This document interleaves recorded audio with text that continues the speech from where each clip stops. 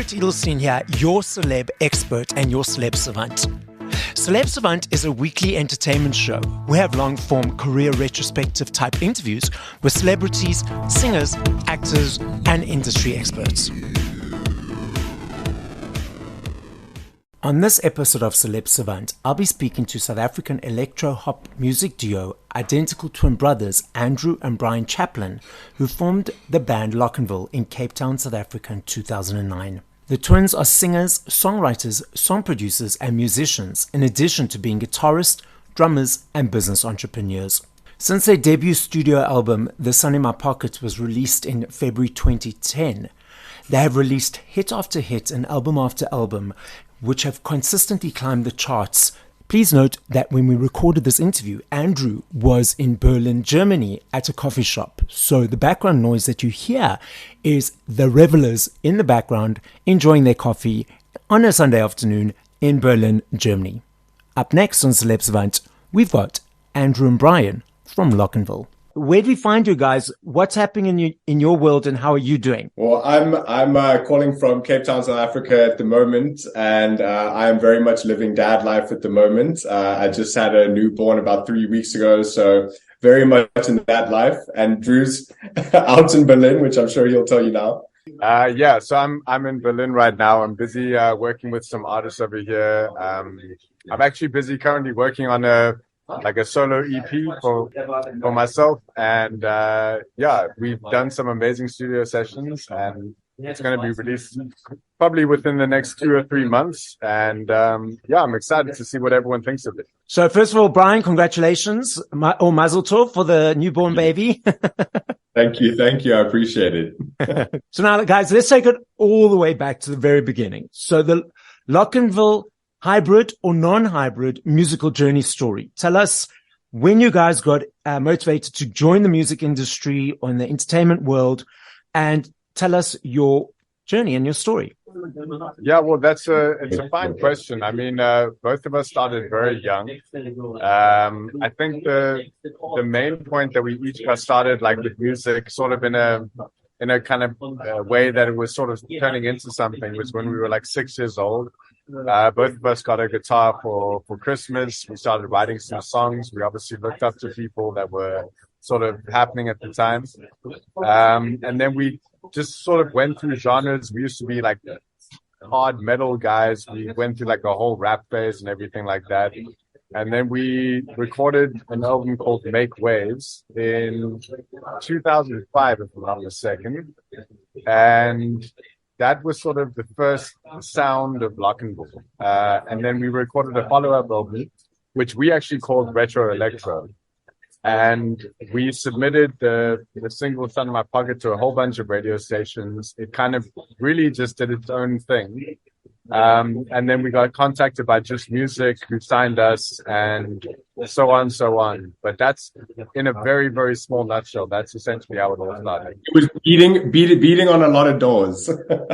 I think that's everyone who goes through the beating of the doors. I know that feeling. Knock, knock, knock, knock, knock, slam shut. Knock, knock, knock, knock, slam shut until one opens. Exactly. That's exactly, yeah. The name Locnville, explain.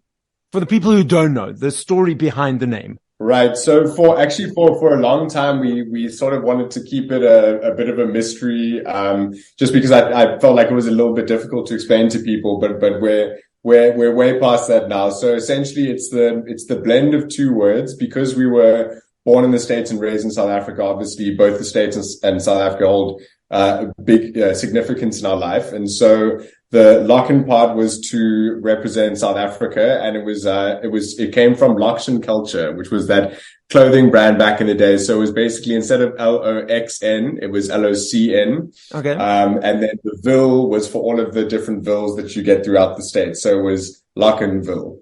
Oh, okay. Locationville is essentially what it means. Oh, okay. But now, how did that name come to you? It was divine intervention. It was just one of those things where we were playing around with a whole bunch of names. And we were specifically choosing things that were relevant to us at the time. So specifically the Ville part was because there was Shadyville, which was Eminem's clothing brand that had just come out. Okay. And we were big fans of it. And then so basically once we had that name, the Locnville name, we also realized that it was the only word like it out there. So if you were to ever Google it, we'd be the only thing that ever came up, which was also very important to us. Yeah. That's very clever. I've seen you guys opening. I remember seeing you opening for Enrique, I think it was, and for Justin Bieber when he was in South Africa, before we dive into what you love about performing. But what's the difference for you about opening for an artist and headlining your own show?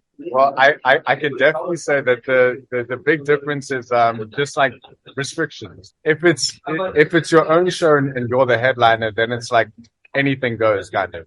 But when you're doing an opening thing, especially for like major acts like Enrique and Justin Bieber and stuff like that, they obviously have a sort of idea in their mind about how the show is going to go and like where all the attention needs to be. So I remember, like, as an example, when we were doing the Enrique opening, they had like a big sort of ramp going out into the crowd where you could walk. Yeah. And so during our performance, it was just there. We were playing the music and singing and everything. So we were just like walking on the stage, like saying what's up to everyone. And then, some people came like, yo, you can't use that. It was in our in-ear monitors. One of the guys was in our in-ear monitors. We were trying to sing. Yes. And this guy's in our in-ear monitors saying, and he was like, get off. Yeah. Exactly. I don't understand. Why couldn't you use the ramp?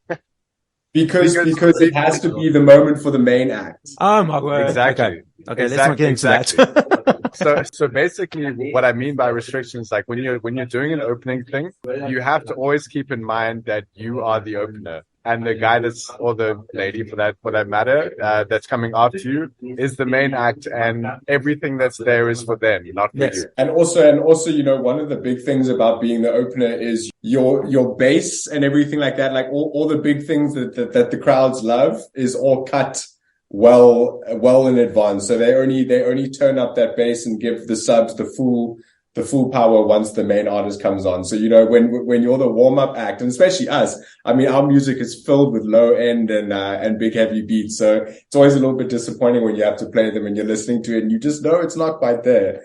You just have to find the right person to bribe. Yeah, exactly. And don't you also find sometimes, though, I mean, you guys are well known in South Africa and, across Europe and that. But don't you also find sometimes when you were first starting out, you have to try and win over the audience because they're there for the main artist and it's like, oh, it's opening act, like finish up. We want to see the main person.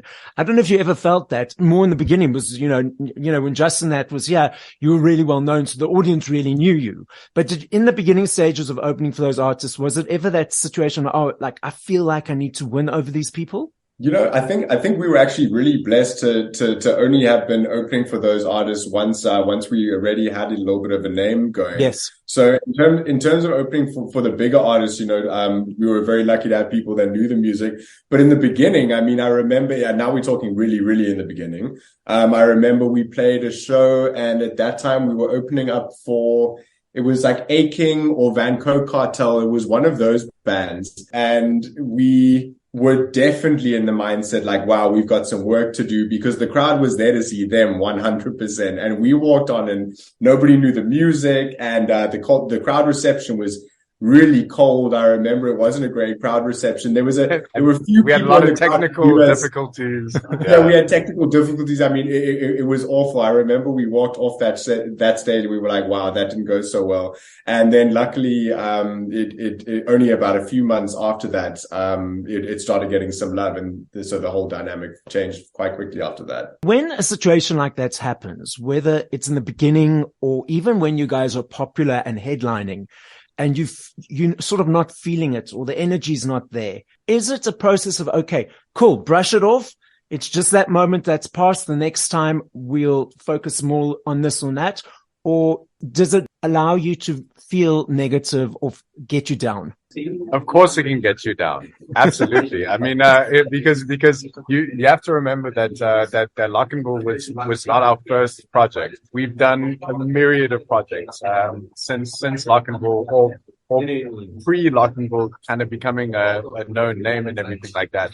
So we did a bunch of like really horrible shows, like performing to people that had no idea who we were. And of course, everyone's kind of like telling us like, yo, put on a good show, everything like this. And so when you do give your all, like you're trying to essentially win over the people.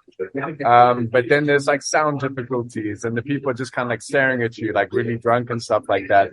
It's like, of course, we've had situations where both of us went home and we were like, we're just going to quit, why would we put ourselves through this? But then, it takes a day or two to kind of, build each other up. And it's like, these things happen. It's like no success story that I've ever heard of didn't have, little lapses along the way. You mentioned you had pre-acts before Locnville. So tell us a little bit more about those and what happened to them. Was it again just the two of you, or were there other people involved? It was always, we were always kind of the ones who sort of had this, had some sort of idea between us. I mean, honestly, as far back as 6 years old, we had a group that we called the Black Barracudas, and I'm pretty sure we were like the Space Boys at some point. I mean, I honestly, we went through a myriad of names. Yeah, you can't remember. You can't forget Exit and 3. Exit. Yeah, Exit was our pride and joy when we were about 13. So yeah, I mean, we've been through a whole bunch of different styles. But I think the Locnville one, where we sort of married what we really intended it to be was a sort of marriage of pop and the way that the song was constructed was sort of what we thought was a sort of rock construction to the song.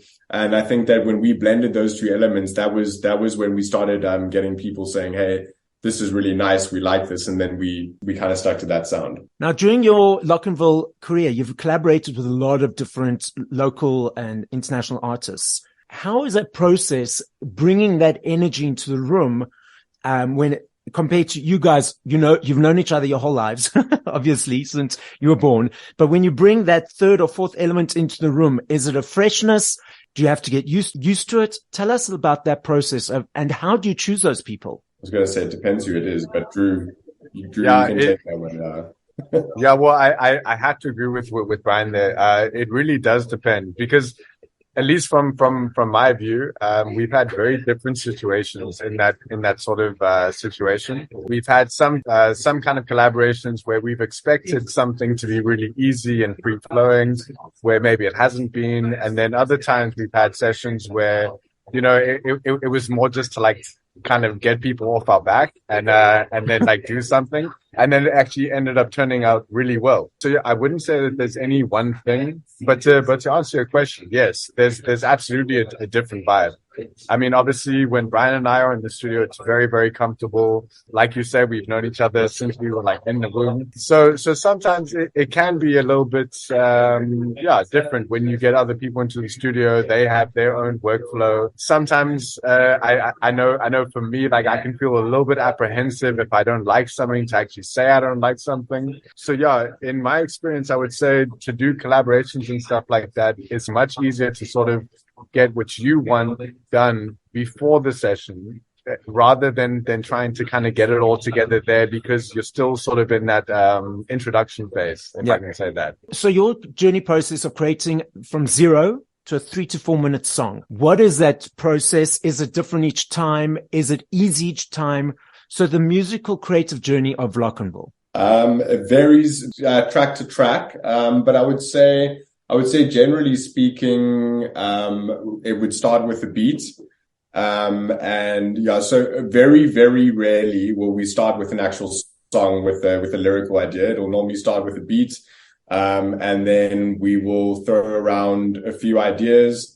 Sometimes it happens really, really quickly. Sometimes it doesn't. Sometimes we come up with something and love it at the time and listen to it a week later and hate it and rework it. So it's very, very different track to track. But I would say for the most part, when we decide that it is, sometimes something will just come out the blue and then you'll put that down. But for the most part, we would say, okay, we're getting ready to write an album. We want to make something like this. And then it would come down to the beat.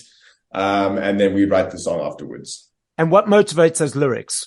Personal experiences, what's happening in the world, combination of both? Yeah, I would say a combination of all of the above. Definitely everything comes from personal experience. It all comes from somewhere personal. Sometimes if it's more of a storytelling thing, then maybe you can kind of take a little bit from experiences that you've lived with other people. But it always ultimately does come from personal experience. Yeah. Tell us a little bit more about I understand you guys have a record label. Tell us a little bit more about that. Correct. Yeah. So, I would say even more than a record label, I would say it's like an entertainment hub. The company actually started as a sort of rights holder, for our rights. So when we actually started submitting music to radio and everything like that, we were very, very careful to be registered with all the rights societies and have the company registered like RISA and have our ISRC codes and everything like that. And this was like far before anything really happened.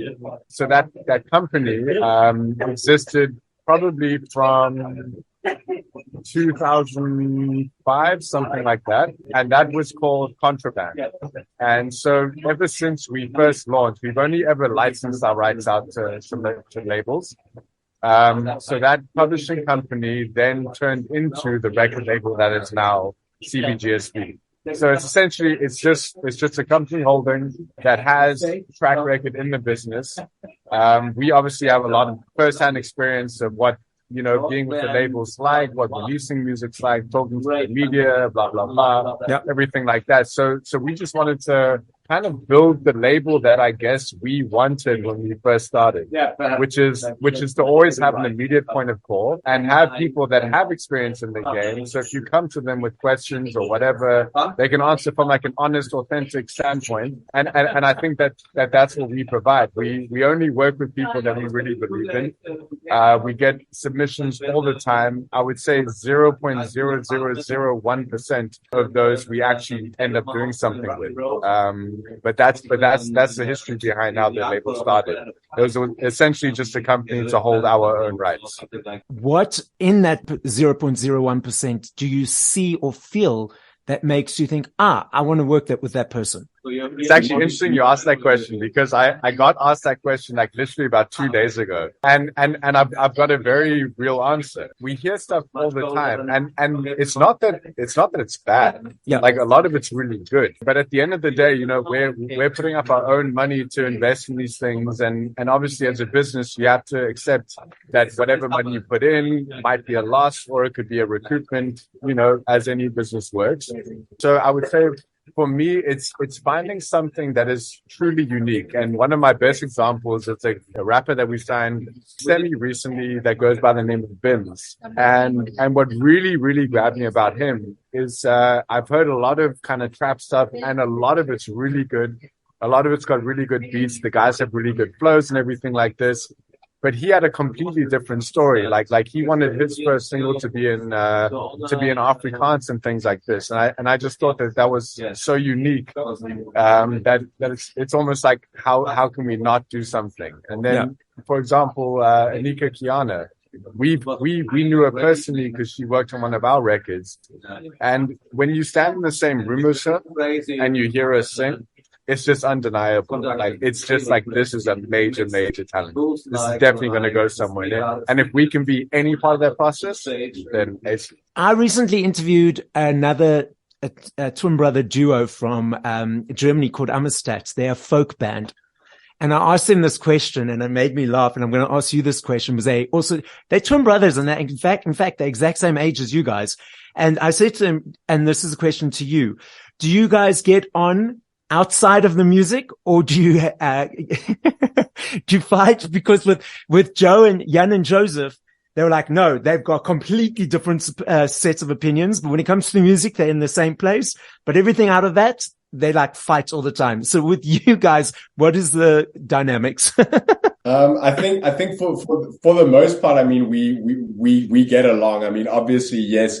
We do fight sometimes. I think definitely in the earlier stages, because, when we first started out and when everything was sort of taking off, we lived in the same house with each other. We were playing the same shows together. We were on the road together. I mean, we were just always together, and there was constantly people. I mean, it was a pretty crazy time. So I think during that time, we did get into a few disagreements. And I think most of it was just that we were a bit overwhelmed on everything. Sometimes when it came to music, we'd have disagreements, but nothing too crazy. These days, obviously, our lives have kind of taken us to different places. But so actually now I would say maybe in some respects we get along better now, because now when we do make music and we do meet up, it's like, oh, I haven't seen you in, a year and a half or whatever the case may be. So yeah. But I mean, to answer the question, we do have disagreements, but I would say for the most part, we get along well. We work well together. So touch wood, I'm really blessed for that. Andrew, so you now working on this sort of solo project, which is coming out shortly. And then are you guys going to then do stuff together thereafter? Or what's next for Locnville or you guys individually? It's a very good question. It's like Locnville still exists. It's a project that Brian and I hold very close to our hearts. In fact, we have a track coming out. It's our first track that we've released like as a real Locnville project, probably in like, I'm not even joking, maybe like 2 or 3 years or something like that. And I don't necessarily think it's like a major hit or anything like that. That wasn't our intention. It was just to like actually get something out there. We had this track sort of sitting in the arsenal for a little bit. And we were like, why don't we just kind of, get it out there? We also have a lot of tracks that we wrote maybe a year or so ago that we're still going to work on and put out. So Locnville is still there, but of course, due to our personal situations, we find ourselves in like different places in life. And I personally have to respect my brother's life. Like my brother's the dad of 2 now, So it's like I can't just like call him and in like midnight and say, yo, like record a verse or something like that. It's just different. So the reason why I'm doing my own personal thing is over and beyond what I do in other spheres of business. I'm still making music. I'm still inspired, especially like with all the travels that I've been doing, over the past year and a half or whatever. It's a great outlet for me to basically. What I'm trying to say is like, it's still, I guess, a habit of mine to like make music. Yeah. So I'm pursuing my own sort of production project where I'm not going to like sing on anything. It's basically just working with other artists, from production level, from a vocalist kind of level, and making it a very international project. That's the idea behind it. But Locnville is still coming out with music. It's still going to get there. It might just take a bit of time. So are you now based overseas, or you're just traveling and then coming back to Cape Town once you finish traveling? I wish I could answer that question myself. I've actually been sort of living as a quote unquote digital nomad for maybe a year now.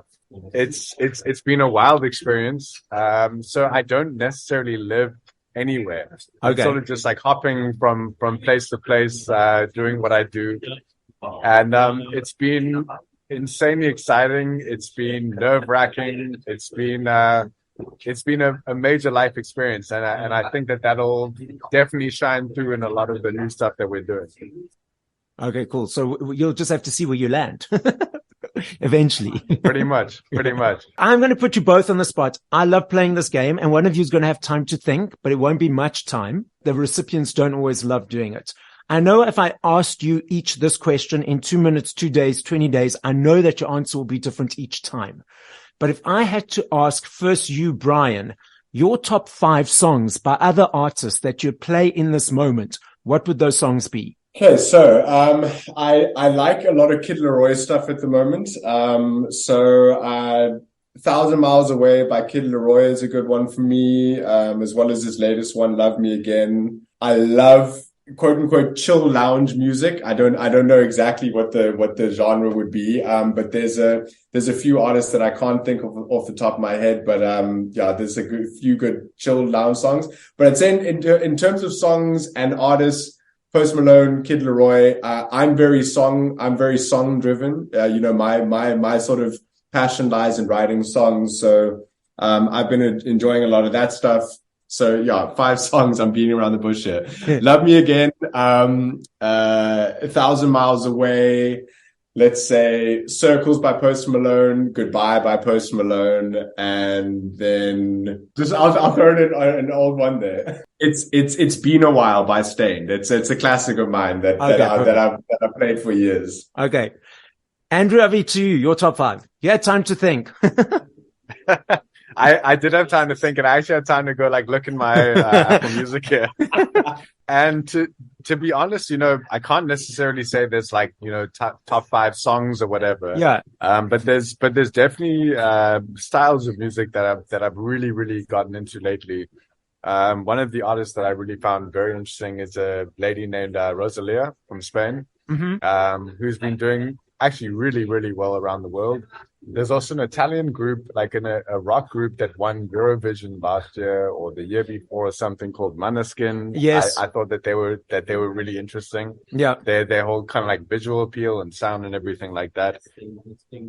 Other than that, I've been really jamming Cairo, who's a South African DJ, big in the sort of Afro house scene. And I think his music is fantastic from production level, just absolutely beautiful. Obviously, Anika Kiana is a favorite of mine. And yeah, and then also actually a Serbian duo that I discovered through my girlfriend actually, and it's a group called Dolores, and it's kind of like indie pop kind of stuff, but it's really, really cool. I like those. I'm going to add those to my list. Just to finish off, the podcast is listened to throughout the world. The main listening audience is actually the USA, UK, Australia, then South Africa and Sweden. So as a final message to the listening audience, to you first, Brian, what would you like to say? Well, I would like to say, first of all, thank you for listening. If you don't know about us, please do yourself a favor and go check out the music. Let us know what you think. Get hold of us on socials and everything. And if anybody does want to follow us on socials, it's at LOCNVILLE on everything. And yeah, if you know us, thank you very much. If you don't know us, then very nice to meet you, and please go check it out. Andrew.